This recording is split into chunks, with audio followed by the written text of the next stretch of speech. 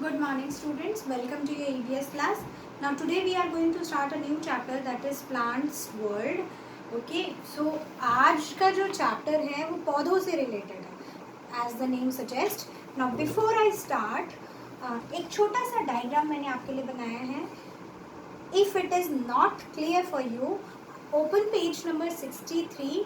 जो ये image है ना वही है. Okay. Now we see various kind of plants around us. Plants make our earth green. A plant has two parts, the stem and the root. The stem is above the ground and has leaf, buds, flowers and fruit, and the root is below the ground. Now,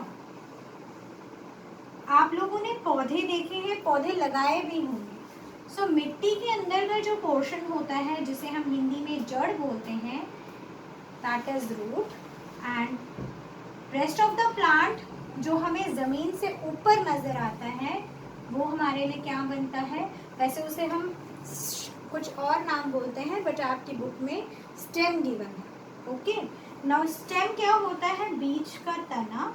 अब इस stem में हमारे पास क्या होते हैं? Leaves होते हैं, flowers होते हैं और छोटी छोटी कलियां भी होती हैं. अगर मैं ड्रॉ करूं तो बड्स, जिन्हें हम कलियों को क्या बोलते हैं?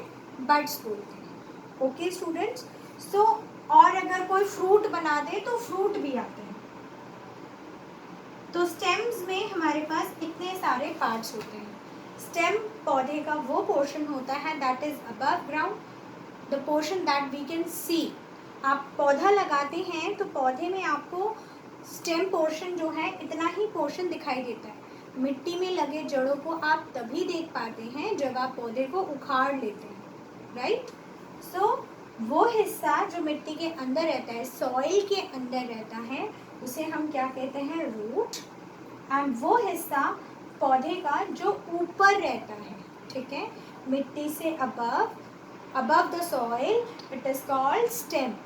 Now stems में स्टेम जो होता है वो बीज का तना होता है. उसमें बहुत सारी चीज़ें होती हैं, बड, कलियाँ, फ्लावर्स, फूल, लीव्स, पत्ते, फ्रूट्स यानी अगर उसमें कोई फल लगा हो तो वो भी. And if I talk about the functions, now root help the plant to absorb water and minerals. हम पौधों को पानी देते हैं, मिट्टी में हम पानी डालते हैं. एंड पौधे जो हैं, पौधों की जो रूट्स होती हैं यानी जड़ें जो होती हैं वो वाटर एब्जॉर्ब करती हैं यानी पानी को सोखती हैं और सारा मिनरल, मिट्टी में जो भी पोषक तत्व होते हैं वो जैसे मिनरल्स होते हैं उनमें दे एब्जॉर्ब देम. ठीक है, roots absorb these minerals and pass on to the stem portion. Okay, now stem जो होता है that is usually green. Plants में स्टेम जो होते हैं, छोटे छोटे पौधे के जो स्टेम्स होते हैं वो यूजुअली ग्रीन होते हैं.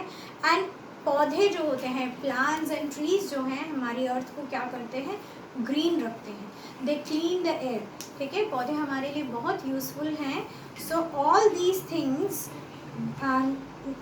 we will be discussing in this chapter. Now I won't be giving any more I won't be reading any more part in this chapter today.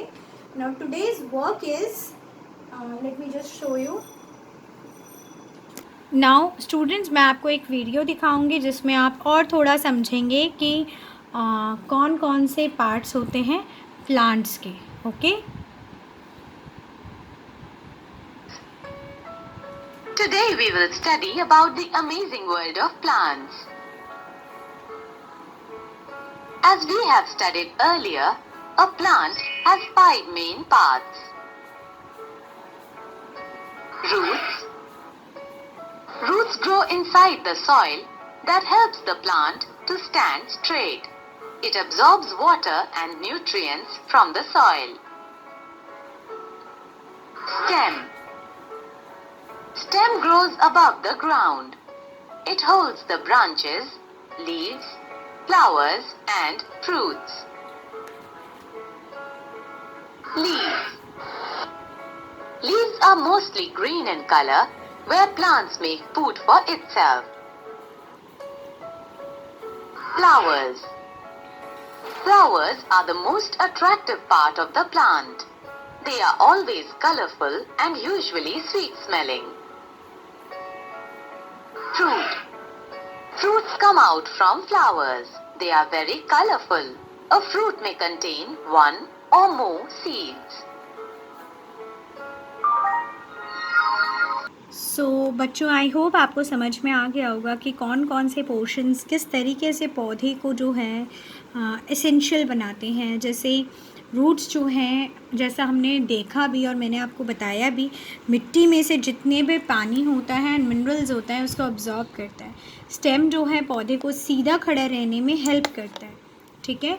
फूल जो होता है पौधे का वो हिस्सा होता है जो सबसे सुंदर होता है, उसमें डिफरेंट कलर्स भी होते हैं।